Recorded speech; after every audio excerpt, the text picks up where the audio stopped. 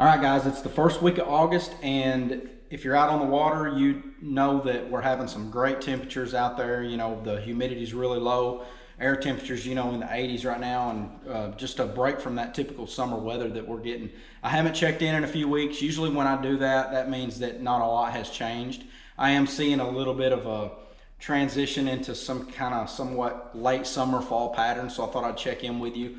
Overall, fishing's still pretty tough out there. You guys know, if you've watched any of my stuff this year, you know it's been kind of one of those weird up and down years. But it's really strange because you go out and you think you've got something figured out, and you'll catch them for a few days, and then all of a sudden, boom, it's gone. So I'm sure you guys that have been on the water have experienced some of that. One of the main things for you guys to be aware of is the water starting to fall quite a bit. It's 357. This is August 5th, and it's 357.6. And it's, you know, they're starting that fall drawdown, so it's a very slow process, you know, their actual drawdown for the fall. So they start that around the 4th of July every year. So just be aware of your surroundings, where you're going when you're running, you know, to try to run the buoy lines, because there's some things that are just under the surface, you know, that you got to be really careful of out there this time of year. So I don't know how much I'll check in here in the next few weeks. I'm starting to slow down quite a bit, so we'll just kind of play that by ear and see how things go. But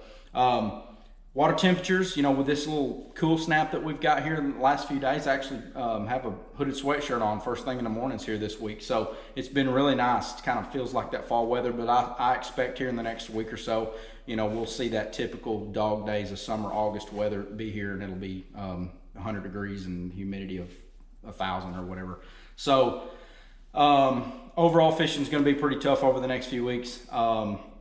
Water temperatures right now, I'm looking at, you know, still that low to mid 80s. It was up there high 80s, but now it's kind of starting to fall a little bit due to these cool nights. We've had some nights into the 50s right here in the last couple of days. So that's going to get that water, you know, down there, but I don't suspect that it's going to stay down there pretty cool. It's in that, you know, it's that typical late summer mid 80s, upper 80s. So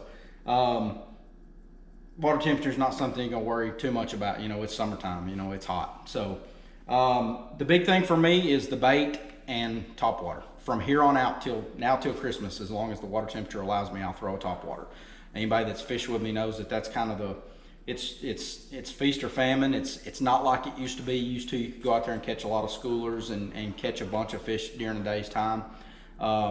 If you go out and you get a few bites on top water, you know, you get 10 or 12 bites on top water, then you've had a good day. You've had a good morning.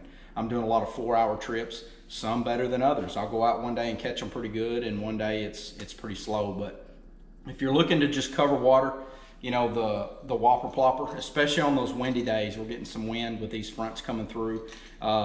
Just a bone colored or a black. I keep it simple. That's the two colors. This is the Berkeley Chapo. Actually, I started throwing it a little bit. You watch any of my reports last year, you've seen that I play with that one a little bit. The plopper's still kind of a staple, but there's a lot of good ones out there, but this is the one I like. It really makes that good plopping sound. Day in, day out, that bone color is just about as good as any of them. I did have a couple guys in my boat here recently, and I don't throw it much, but it kind of got me thinking. They were getting bites behind me on the little bit smaller bait. This is the little Plopper 90, and just something a little more subtle, even a little popar, you know, something a little more subtle than that big loud thrashing bait. And that's got a few bites for us, you know, out there. So the main thing is finding those areas where the shad are. You know, a few weeks ago I was talking about the shad being up on the banks and around the docks and all over the place. Those shad are really starting to move around, looks like to me. I'll get on one stretch one morning and they'll be popping, and you know, there's still big shad up there chasing around those little minnows that you see out there. I talked about the emerald shiners and the silver sides out there. Still a good abundance of fish or shad up on the banks. But you'll go in areas and you'll see them one day and then they're gone the next. So they're really roaming around out there a lot. Start checking in the backs of the creeks. I have actually ran the backs of a few creeks here in the last few days, and there's a lot of shad starting to pop up in the creeks, you know, where there wasn't shad before. So I don't know if it's that late summer fall transition kind of deal. I think it's still too early to talk too much about a fall transition. It's still summertime, but there's shad everywhere. They're on the main lake banks, you know, the gravel banks that I've talked about. They're back in the creeks. There's a good number of shad around stake beds. You know, the state, Kentucky Department of Fish and Wildlife does a great job of putting out stake beds for us here on the lakes for crappie to spawn in. The bass will get in them late summer, so check some of that stuff. If you see a piece of wood cover, or if there's wood cover if you're on a stretch of bank, if you're throwing a topwater down a gravel bank and you get a bite, pay attention, because chances are there was a piece of wood or a piece of cover just barely sticking out of the water. So if I'm going down the bank running a bank with a topwater, you know, I'm always watching, because the water's starting to get low enough now that I can see those areas underneath that water, so I can see if there's a stump there or a lay down. So you guys that, you know, you like to fish structure, you know, shallow structure that you can actually see and pitch to, you know, that would be another good thing to try, is, you know, pitch a jig or pitch some kind of little small plastic around that stuff. For me, it's been topwater, just chasing the bait.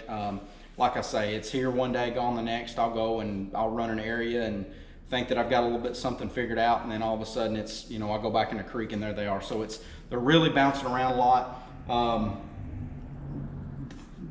The most consistent thing for me has been the topwater. I don't have a whole lot to report on the ledge fishing, the offshore fishing. Even in the good old days when fishing was, you know, really, really good, we're getting late enough in the summer now that those fish would start coming up.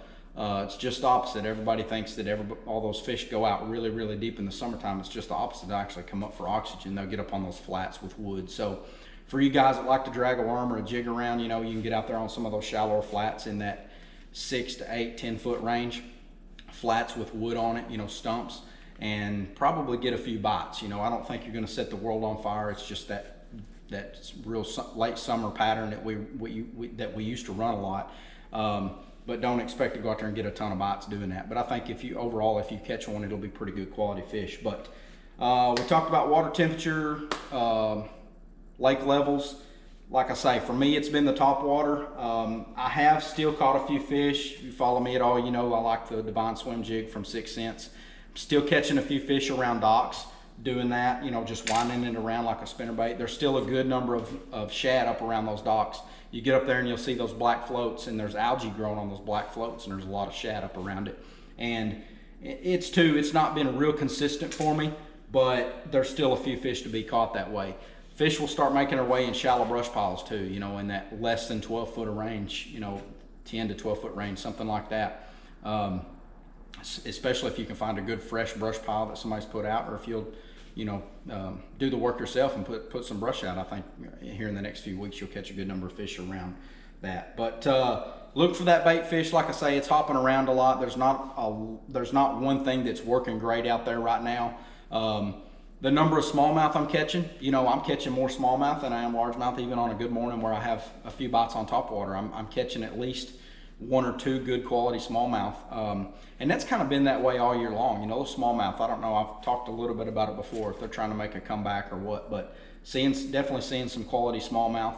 So what we'll see is we'll see that topwater bite kind of really start in, and then it'll slow down a little bit. We'll really get into that late August, that really tough month of fishing, and then we'll start seeing that fall transition into that, you know, that fall time of year. So not a lot for you, but that's kind of, you know, that's where I'm at. I've spent a good few days on the water, throwing a topwater around, doing 4-hour trips. So for the first few hours in the morning, I'm going out chunking a topwater and hoping to catch a few on it. But I'm booking for fall. If anybody is looking for a fishing trip, tournament preps, you know, there's still a few tournaments that are coming here in the area this fall that'll be here. Electronics help. Shoot me an email, info@brandonhunterfishing.com, and I'll see you guys on the water.